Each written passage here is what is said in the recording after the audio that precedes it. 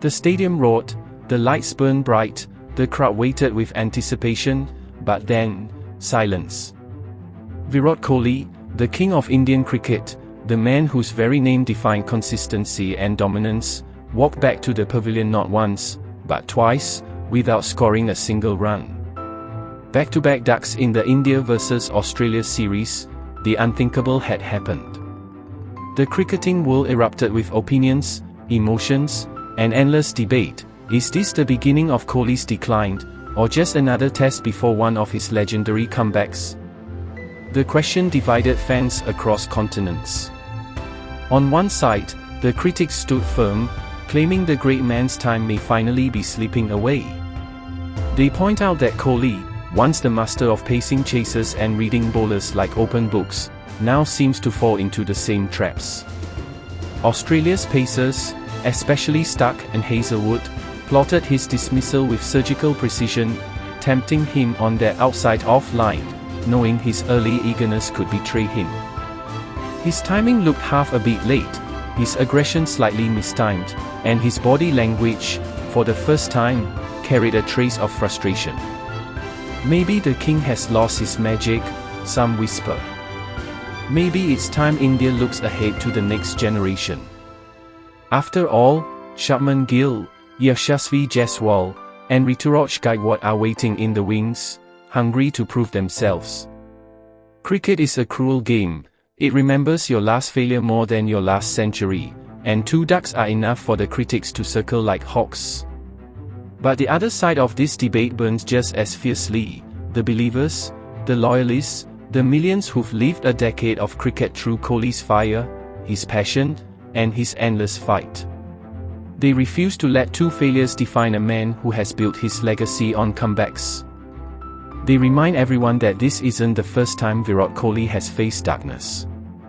In 2014, he struggled in England. People said he couldn't handle swing. In 2020, they said fatherhood and captaincy had distracted him. And yet, each time, he came back with roaring centuries that silenced every doubt. His fans argue that Kohli's career isn't just about numbers, though 25,000 plus international runs, 70 plus centuries, and countless match-winning innings would already make him immortal. It's about character. It's about how he turns adversity into art. His energy, his attitude, and his discipline have shaped modern Indian cricket. Even in failure, he remains an example, first to arrive for training, last to leave, always pushing himself harder than anyone else. The younger players look up to him, the crowd still chants his name, and deep down, everyone knows that a storm is brewing inside him. Because when Kohli fails, he doesn't fade, he reloads. This debate isn't just about 2 ducks, it's about the idea of resilience. Cricket, like life, tests even its greatest warriors. And Virat Kohli has always thrived in that test. Yes, the shots didn't connect, yes, the pressure mounted, but the hunger in his eyes has never dimmed. He's still that same fighter who believes every next ball could be the one that changes everything.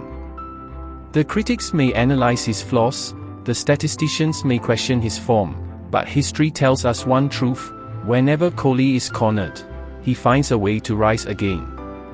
Perhaps this is just the silence before the next roar, the slump before the storm, the test before the triumph.